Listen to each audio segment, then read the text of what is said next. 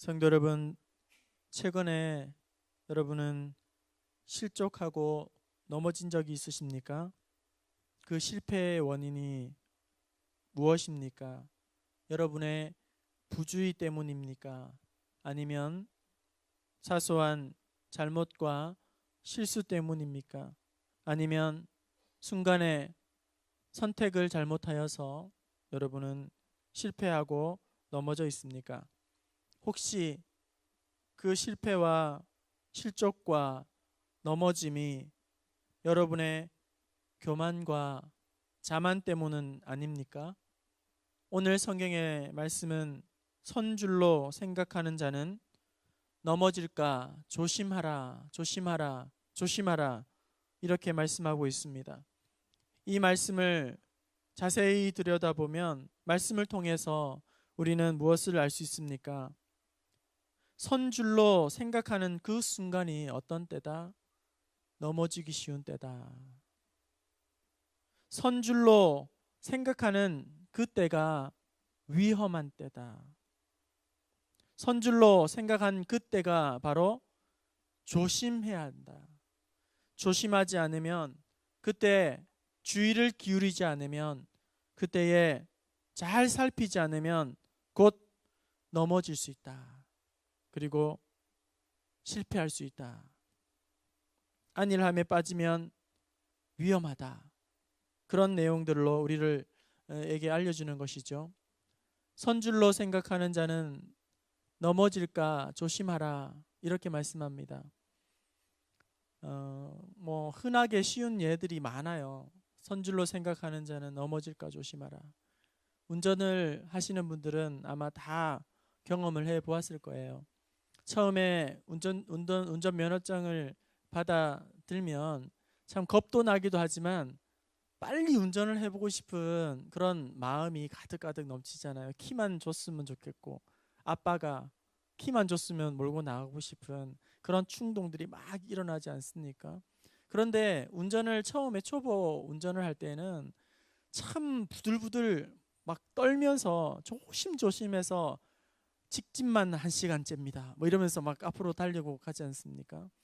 그래서 너무너무 막 긴장이 되고 어깨가 경직되고 운전을 하고 나면 막 힘이 쫙 빠지고 그러면서 차츰차츰 처음에는 뭐 지금은 오토 자동차이기 때문에 그렇게 운전하는 것이 어렵지 않는 것 같아요. 그냥 악셀을 밟고 브레이크 밟고 뛰면 나가고 뭐 그런 식이지만 이전에는 기어를 넣는 차들을 배울 때는 참 이 과정이 오래 걸립니다. 그래서 처음에는 머릿속에서 막 계산을 하잖아요. 그죠? 악셀에다가 붕 밟다가 클러치를 밟고 기어를 일단 뭐 2단 넣고 다시금 이렇게 반클러치를 하면서 다시 붕 하다가 뭐 이렇게 해서 뭐 이렇게 하면서 머릿속에서 계속 왼쪽 깜빡이 넣고 오른쪽 깜빡이 넣고 계속 머릿속에서 자기가 주문을 외면서 그렇게 운전을 배워 나가죠. 옆에서 또 조심해라, 또 차가 저기 끼어드니까 양보해라, 빨리 서둘러서 지나가라, 깜빡이 넣어라 이렇게 하면서 처음에 차츰차츰 운전을 배우게 되는데 제 경험에 의하면 한 1년 정도 운전을 배우면 익숙해지더라고요. 좀 편안해지게 됩니다. 아, 이제 나도 혼자서 운전할 수 있다. 좀 편안해졌다. 이제는 할 수 있다. 이렇게 생각하면 여지없이 어떤 일이 생기죠? 예, 접촉 사고가 나게 되는 거죠. 예, 큰 사고가 안 나면 다행이고 경미한 접촉 사고가 나면 그래도 깜짝하면서 정신을 차리고 다시금 내가 자만했구나 하면서 다시금 내가 너무 이 주의를 기울이지 않았구나 하는 그런 순간이 오게 됩니다. 처음 1년만 그런 것이 아니라 이제 계속 운전을 해가는 가운데에서 머리털이 쭈뼛쭈뼛 서는 순간들이 계속 오게 되죠. 계속 오게 됩니다. 그래서 항상 내가 무사고를 자랑하지 말아야 돼요. 내가 몇 년 무사고다 하는 걸 자랑하지 말아야 돼요. 늘 조심스럽게 운전을 하지 않으면 사고의 위험은 어디에도 다 있잖아요. 내가 아무리 운전을 잘해도 상대방이 나를 이렇게 추돌을 할 수도 있기 때문에 항상 조심하고 방어운전하지 않고 또 장거리는 쉬어서 가고 과속하지 않고 기본적인 것이지만 늘 그것을 염두하고 하지 않으면 순식간에 사고의 위험을 당하게 되는 거죠. 예, 안전하다, 익숙하다, 편하다. 제가 저희 아이들과 함께 스케이트장을 간 적이 있어요. 저는 시골에서 이렇게 썰매는 타봤지만 칼날에서는 스케이트는 타본 적이 없었어요. 저는 항상 신기하게 보였어요. 스케이트를 타는 사람들을 보면 어떻게 저렇게 날카로운 그 칼날 위에 몸을 지탱할 수 있을까? 이게 겹질러질 것 같고, 그리고 앞으로 지치는 것들이 참 신기하게만 보였거든요. 그래서 제가 참 두려운 마음으로 그 아이들을 빨리빨리 익히더라고요. 그리고 학교에서도 이렇게 그 아이스링크를 가서 활동을 하게 되고, 또 그렇게 인라인을 많이 타다 보니까 그것도 자연스럽게 배우기도 하고, 그래서 아이들과 함께 스케이트장을 간 적이 있어요. 제가 조심스럽게 스케이트를 이렇게 가에 기둥을 잡고 걸어 다니지 않습니까? 초보자들은 그렇게 이렇게 몇 바퀴를 돌았어요. 혼자서 몇 바퀴를. 그런데 제가 또 운동신경이 뛰어나잖아요. 제가 빨리 배우는 사람이거든요. 균형감이 좋고, 예. 남들이 뭔가를 배울 때는 좀 어설프고 오래 걸리는데 저는 조금 빨리 배우는 사람이거든요. 예, 운동신경이 있기 때문에. 그래서 잡고 조심조심 해보니까 이게 돼요. 야, 첫날인데 신기하잖아요? 이게 되더라고요. 그래서 뭐 어떤 사람들은 막 이렇게 잘하는 사람들은 이렇게 막 지치고 막 이렇게 피해가고 막 그러는 사람들이 있는데, 이제 그 정도는 아니라도 이게 되더라고요. 그래서 한 발, 두 발, 이제 손을 잡고 있던 걸 놓고 한 발, 두 발, 한 발, 두 발, 이러니까 가요. 그리고 잘 되기 시작하는 거예요. 그러면 어떻게 될까요? 제가 이제 속도를 내기 시작하는 거예요. 속도를. 이거 되는구나. 난 이런 사람이지. 그래, 됐다. 하고 속도를 내기 시작했는데 어떻게 됐을까요? 꽈당 하고 넘어졌어요. 그때 별이 진짜 정말 많이 보였어요. 너무 심하게 넘어졌는데 그 부끄러운 나머지 안 아픈 척은 했지만 제가 정확하게 왼쪽인지 오른쪽인지를 기억을 못한 광대를 탁 찧었어요. 너무너무 아픈 거죠. 그런데 다른 사람들은 좀 못 본 것 같은데 안전요원이 오더라고요. 안전요원이 오더니 당신 괜찮냐고 그러더라고요. 저는 일단 뭐 괜찮다 이렇게 했는데, 제가 그 짧은 순간에도 큰일 났다 이게 말썽이 날 것 같더라고요. 나중에. 그래서 제 속에 이 말씀이 그대로 적용된 거 있죠. 선줄로 생각하면 넘어질까 조심하라. 좀 된다고, 좀 잘 된다고, 자신 있다고, 나도 남들보다 잘할 수 있다고, 이런 자신감이 딱 생기는 순간 완전히 꽈당 하면서 별을 봤는데요. 오늘 우리는 이런 위기의 순간들을 많이 만나게 됩니다. 오늘 말씀이 그것을 우리에게 이야기하고 있습니다. 베드로전서 5장 8절 9절에는 베드로가 이렇게 말합니다. 근신하라, 깨어라. 너희 대적 마귀가 우는 사자와 같이 두루 다니며 삼킬 자를 찾나니 너희는 마음을 굳게 하여 그를 대적하라.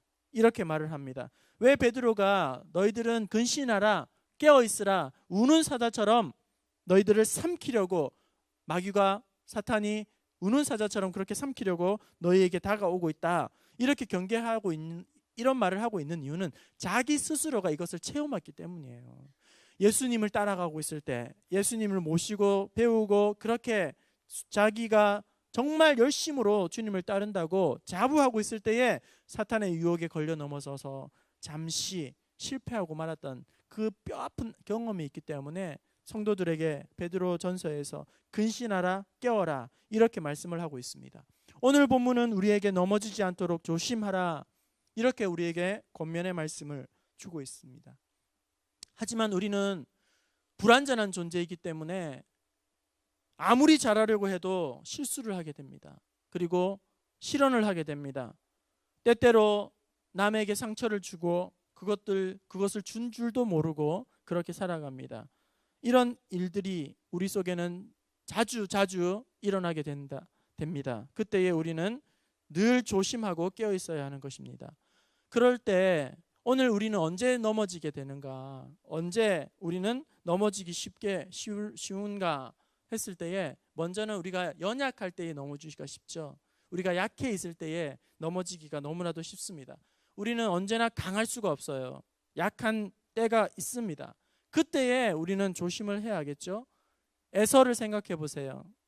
야곱의 형 에서, 이삭의 장자로 태어나서 그가 사냥을 좋아하게 되고 아버지의 별미를 만들기 위해서 이제 하루 종일 사냥을 하게 됩니다. 온종일 사냥을 했기 때문에 너무나도 집으로 돌아왔을 때에 허기가 지고 배가 고픈 상태에 있었습니다.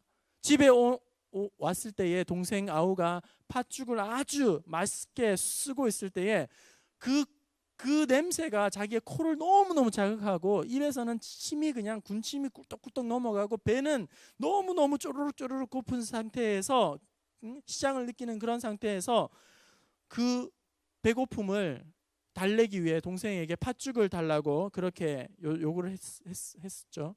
그때에 동생은 아주 기회를 포착을 잘해서 형에게 장자의 권을 나에게 주면 내가 이 팥죽을 원하는 대로 주겠다 이렇게 제안을 하게 됩니다. 그때 이 장자의 명분을 동생에게 넘기면서 그 팥죽을 얻어먹는 제안을 받은 형이 에서가 어떻게 그 아우에게 이야기를 하냐면 이렇게 말을 합니다. 창세기 25장 32절, 내가 죽게 되었으니 이 장자의 명분이 내게 무엇이 유익하기리요. 내가 죽게 되었으니 이 장자의 명분이 내게 무엇에 유익하리요. 장자의 명분이라는 것은 평상시에는 별 의미가 없어요. 다 똑같은 아들입니다. 하지만 아버지의 임종이 가까워지게 되면 이 장자의 명분이 엄청난 힘을 발휘하게 되면서 그 장자에게 아버지가 축복의 권세를 쏟아붓게 되는데 그 장자의 권세를 몹시 시장한 나머지 약해 있던 중에 그것을 동생에게 넘기게 되는 거죠. 마찬가지입니다. 우리가 약해 있을 때에 우리는 넘어지기 쉽습니다. 약해 있을 때에 우리는 실패하기 쉽습니다. 약해져 있을 때에 사탄의 집요한 공격에 무너지게 됩니다. 가난할 때에 돈의 유혹을 받게 됩니다. 가난할 때에 물질의 유혹을 받게 됩니다. 그래서 그것에 유혹을 받아 실족하게 됩니다. 화가 나 있을 때에 우리는 죄를 짓기가 너무 쉽습니다. 잔뜩 화가 나 있는데, 마음에 화가 나 있는데 누군가가 옆에서 비위를 거스르게 하고 또 내 비위에 거스리는 말을 하고 행동을 하게 되면 그와 심하게 우리는 싸우게 됩니다. 다투게 됩니다. 내가 많이 화가 나 있을 때에 옆에 있는 그 사람에게 안 해도 될 말 혹은 하지 말아야 할 말, 해놓고 두고 후회할 말, 그것을 하게 되는 것이죠. 내 마음에 화가 잔뜩 있을 때에 심지어는 일어나지 말았어야 할 살인 사건까지도 범하게 되는 것입니다. 그래서 아담의 첫째 아들 가인이 그 동생 아벨을 살인하지 않습니까? 가인과 아벨이 같이 하나님 앞에 제사를 드렸는데 가인과 그 제사는 하나님이 연락하지 않으시고 그 동생 아벨의 제사는 하나님께서 연락하셨습니다. 그때에 가인은 이렇게 심경을 표현하고 있습니다. 몹시 분하여 안색이 변하였다. 이렇게 성경은 기록하고 있어요. 마음이 분이 넘치고 있을 때에 그 분을 조용히 삭혔어야 하는데 그것을 삭히지 못한 나머지 그 동생을 자기의 그 혈육을 죽이는 살인하는 첫 번째 살인자로 성경에 기록을 되고 있다는 것이죠.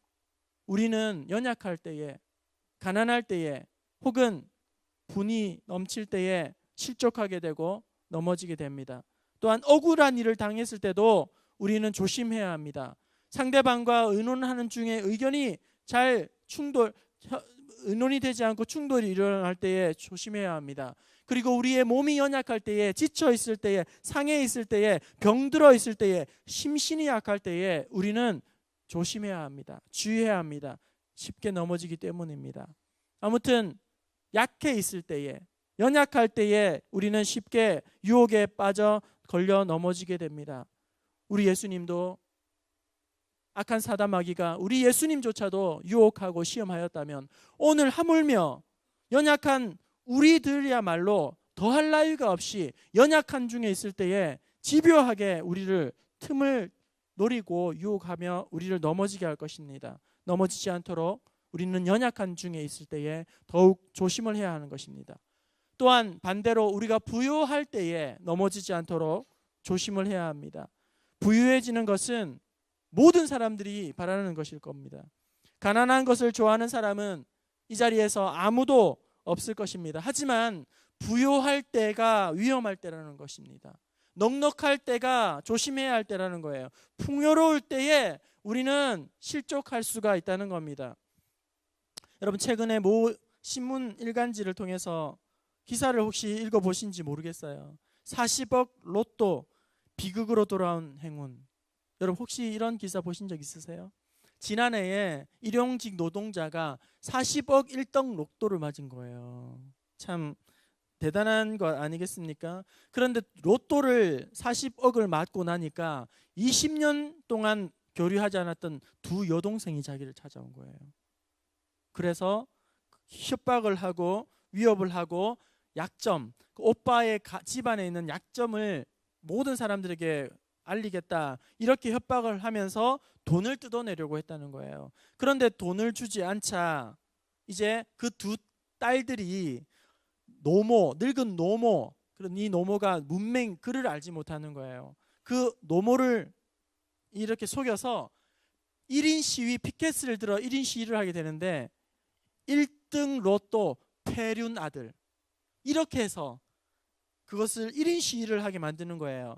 두 딸들이 엄마가 글을 모르기 때문에 이렇게 큰 피켓을 들어서 엄마가 이렇게 시위를 하게 되면 오빠가 돈을 줄 거다, 이렇게 해서 그렇게 시위를 하도록 했고, 그래도 돈을 주지 않자 이제 그 두 여동생과 여동생의 한 남편이 만나주지 않으니까 현관문을 뜯어내서 이제 막 협박을 하고 급박을 하고 그런 상황이 되면서 이제 고소를 하게 되고, 너무 위협하고 주거 침입하고 결국 협박한 것을 유죄로 삼아서 두 여동생은 1년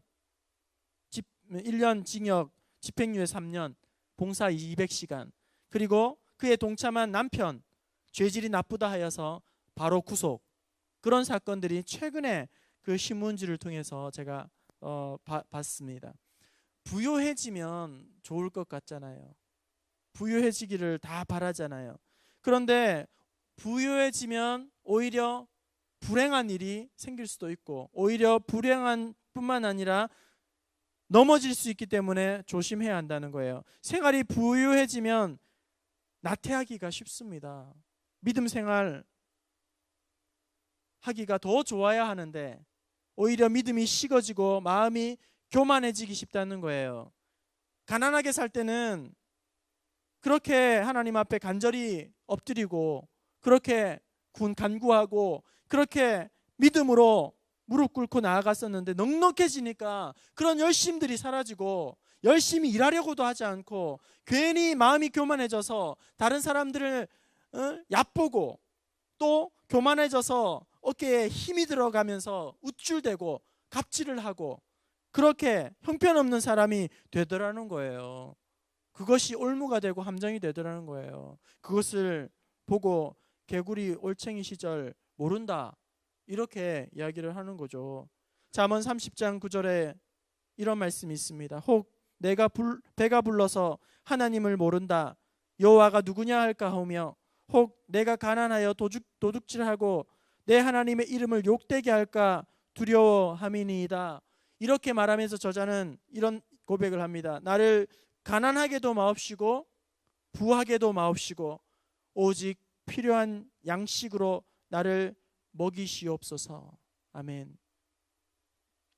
우리 부평중앙교회가 70년의 역사 가운데에 하나님의 은혜로 참 이 시간이 있지 않습니까? 하지만 그 중간중간마다 어려움이 있지 않았습니까? 그런데 어떤 분이 그런 말씀을 하세요. 우리 부평중앙교회에 어려움이 생겼나? 재산을 가지고만 있으니까. 그것을 선교하는 일에, 구제하는 일에 전도하는 일에, 베풀고 나누는 일에, 지역사회 위에 안 하니까 하나님께서 치신 것이다. 그렇게 고백을 하시는 거예요. 그분의 고백이 물론 모든 이의 고백이거나 혹은 정확한 진단이 아니라 할지라도 충분히 그럴 가능성이 있다. 저는 그런 생각을 해보았습니다. 가난하면 궁핍해져서 하나님 믿기가 참 힘들고, 일하는 것에 너무 일의 노예가 되어서 주일 성수하는 것조차 힘들어지게 되죠. 가난하게도 마옵시고, 그럼에도 불구하고 너무 부하게도 마옵시고, 부하게 되면 아쉬운 것이 없어지니까, 간절함이 사라지니까, 절박함이 없어지니까, 그때가 바로 위험한 때라는 거예요. 아쉬운 것이 없으니까 하나님을 의지할 필요를 느끼지 못하는 거예요. 아쉬운 것이 없으니까 기도할 필요가 없어지는 거예요. 아쉬운 것이 없으니까 하나님을 찾을 필요가 없는 것이에요. 그래서 나를 가난하게도 마옵시고 부하게도 마옵시고 오직 필요한 양식으로 나를 먹여주옵소서, 그렇게 고백한 것입니다. 성도 여러분, 악한 사단 마귀는 교묘한 지능적인 방법으로 오늘도 믿는 자들을 넘어지게 하려고, 실족하게 하려고, 무너지게 하려고, 하나님의 은혜로부터 떠나게 하려고 그렇게 갖은 방법과 수단을 다 동원하고 있을 때에, 어떤 때에 우리는 쉽게 넘어집니까? 우리가 연약한 중에 있을 때에 우리를 유혹하여 넘어지게 하고, 또한 우리가 강해져서 자신만만하고 있을 때에, 자만할 때에, 또 부할 때에 우리를 걸려 넘어지게 한다는 거예요. 그래서 넘어지지 않기 위해서는 우리는 말씀 그대로 선줄로 생각하지 아니하고 넘어질까 늘 조심조심해야 한다는 것입니다. 넘어지지 않기 위해서 우리는 주의를 바짝 기울여야 한다는 것입니다. 넘어지지 않기 위해서 혹 우리가 교만하거나 자만하지 말아야 한다는 것입니다. 특별히 우리가 넘어지지 않기 위해서 우리는 어떻게 할까요? 초심을 잃지 말아야 합니다. 제가 많은 분들에게 들었던 권면, 부평중앙교회 담임으로 부임한 다음에 많은 사람들에게 당부, 목사님 초심 잃지 마세요. 초심 잃지 마세요. 네, 또 새기겠습니다. 또 새기겠습니다. 또 말씀해 주세요. 또 새기겠습니다. 목사님 초심 잃지 마세요. 그것만 하시면 돼요. 그래요. 여러분, 넘어지지 않기 위해서 우리는 조심해야 합니다. 그리고 늘 주의해야 합니다. 경계해야 합니다. 교만하지 않고 오만하지 않고 자만하지 말아야 합니다. 그리고 또한 우리가 늘 초심, 본디 마음을 지켜나가려고 부단히 몸부림쳐야 합니다. 그래야 오늘 우리는 끊임없이 성장할 수가 있습니다. 언젠가 설계 이야기를 듣고 참 마음에 공감을 하고 도전을 받고 또 마음에 단단히 다짐한 적이 있습니다. 설계의 이야기 여러분 어디선가 한 번은 들어본 분들도 있지 않을까 생각을 해요. 여러분, 설계는 수명이 70년 정도 사는 그 조류 중에서는 아주 오래 사는 그런 새라고 합니다. 그런데 이 모든 설계가 다 70년을 사는 것은 아니라고 해요. 대개 40년을 산다고 합니다. 솔개가 70년을 사는 게 있고 40년을 사는 차이가 어디에서 오는가? 한 40년을 솔개가 살게 되면 부리와 그리고 발톱과 깃털이 노화가 일어나겠죠. 노화가 되게 됩니다. 이때에 이제 30년을 더 살기 위해서는 이 솔개가 아주 고통스러운 아주 중대한 선택과 결심을 해야 한다는 거예요. 더 30년을 더 살기 위해서는 너무나도 힘든 과정을 통과해야 한다는 거예요. 그게 뭐냐면 이제 40년이 되면 이 발톱이 길어져 가지고 더 이상 먹이를 움켜쥐지를 못하는 거예요. 발톱이 쭉 길어지기 때문에 노화가 이루어지고, 그리고 부리가 너무 길어져서 이 부리가 40년이 지나가면 가슴까지 닿기 때문에 음식을 이걸 먹는데 불편하게 되고, 깃털도 너무너무 이렇게 무겁게 길게 자라서 날아다니지 못할 지경이 된다는 거예요. 40년 되면 노화가 돼가지고. 그때에 이 즈음에 솔개가 두 가지 선택을 하게 된답니다. 하나, 이대로 죽을 것인가, 죽음을 기다릴 것인가, 아니면 약 6개월 동안 고통의 과정을 선택할 것인가, 이렇게 선택을 하게 된다는 거예요. 솔개가 30년을 더 살기 위해 어떤 선택을 하게 되냐면, 일단 자기의 부리를 돌부리에다가 계속 찧어서 피투성이가 나도록 이 자기의 부리를 찢기 시작한다는 거예요. 그래서 부리가 빠지게 된다는 겁니다. 그리고는 부리가 차츰차츰 자라게 되죠. 그리고 이 부리가 자라게 되면 자기의 부리로 이 길게 자란 발톱을 하나씩 뽑기 시작한다는 거예요. 그리고 깃털도 마찬가지예요.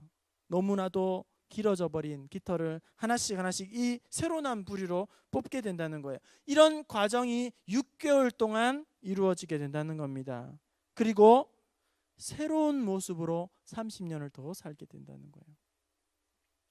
솔개의 이야기했지만, 이 솔개의 이야기를 통해서 나에게 주신 교훈은, 안주하면 안 되는구나,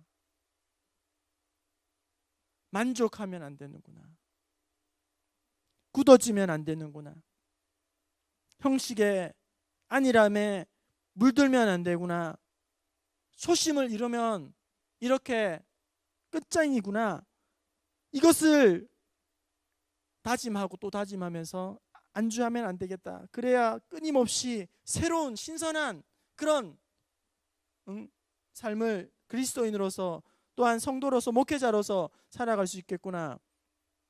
제가 늘 목회자로서, 예수님의 참된 제자로서, 그리스도인으로서 경계하고 정신을 똑바로 차려야 하고, 늘 위기의식과 긴장의 끈을 놓지 않고 계속 잡고 나아가야 하고, 평생 싸워야 할 것이 바로 이것 아닌가. 선줄로 생각하면 넘어질까 조심하라. 그런데 여러분, 목회자인 저에게만 해당되는 말씀일까요? 저에게만 이 말씀이 적용되는 말씀일까요? 오늘 우리 예수 그리스도를 나의 주인으로 삼고 무덤에 들어가는 날까지 나에게 맡겨주신 장로의 직분, 안수집사의 직분, 권사의 직분, 그리고 또 성도로서, 제자로서 그렇게 봉사의 직분을 감당해야 하는 우리 모두에게 적용되는 그런 귀한 말씀과 경고의 말씀 아니겠습니까? 하나님 앞에 바울은 너무나도 귀하게, 너무나도 놀랍게, 너무나도 크게 사도 바울은 하나님 앞에 사명으로 또 쓰임을 받고 그렇게 우리에게 아름다운 믿음의 모범을 보여주었어요. 여러분, 그것이 저절로 됐을까요? 다 여러분, 이유가 있는 것입니다. 고린도전서 9장 27절 말씀, 내가 내 몸을 쳐서 복종하게 함은 내가 남에게 전파한 후에 자신이 도리어 버림을 당할까 두려워함이로다. 이제 말씀을 마무리하려고 합니다.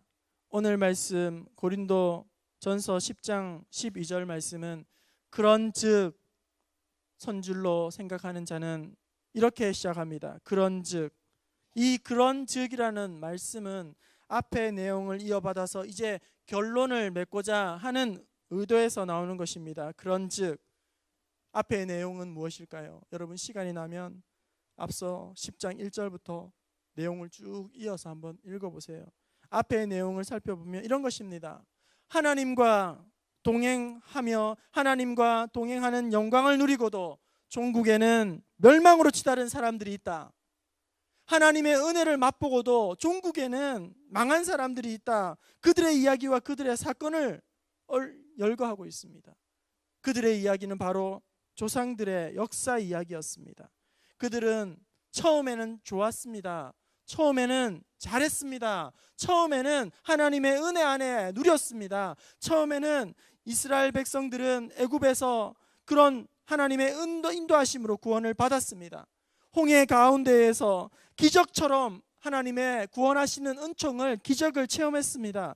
광야에서 불기둥과 구름기둥으로 하나님의 보호하심 아래, 날개 아래 그들은 살았습니다. 하늘에서 직접 먹여주시는 신령한 하늘의 양식을 그들은 먹고 40년을 살았습니다. 모세와 함께 출애굽한 그들은 하나님의 은혜에 동참하고 하나님의 영광에 동참하고 하나님의 동행하는 그런 경험을 했지만 결국 광야에서 다 멸망했습니다. 끝났습니다. 죽었습니다. 왜입니까? 교만했기 때문입니다. 자만했기 때문입니다. 오만했기 때문입니다. 그래서 교만은 패망의 선봉이요 거만한 마음은 넘어짐의 앞잡이니라, 이렇게 말씀하고 있는 것입니다. 사도 바울은 오늘 우리에게 다시금 당부합니다. 선줄로 생각하는 자는 넘어질까 조심하라. 결승점이 보입니까? 위험한 때입니다. 여러분 계획하는 것들이 잘 되고 있습니까? 여러분 주의해야 할 때입니다. 여러분이 계획하고 생각하던 것들이 잘 이루어지고 있습니까? 위험한 때입니다. 긴장해야 할 때입니다. 내가 봐도 내가 너무 기특하고 내가 너무나도 잘하고 있다고, 대단하다고 그렇게 생각하십니까? 아차 하면 그때가 위기입니다. 걸려 넘어져야 할 때입니다. 아차 하면 이제 굴러 떨어지는 시기입니다. 아차 하면 이제 그동안 쌓아놓았던 모든 것을 한 방에 날리는 그런 실패를 경험하게 될지도 모릅니다. 자신만만하면 넘어집니다. 자신만만하면 무너집니다.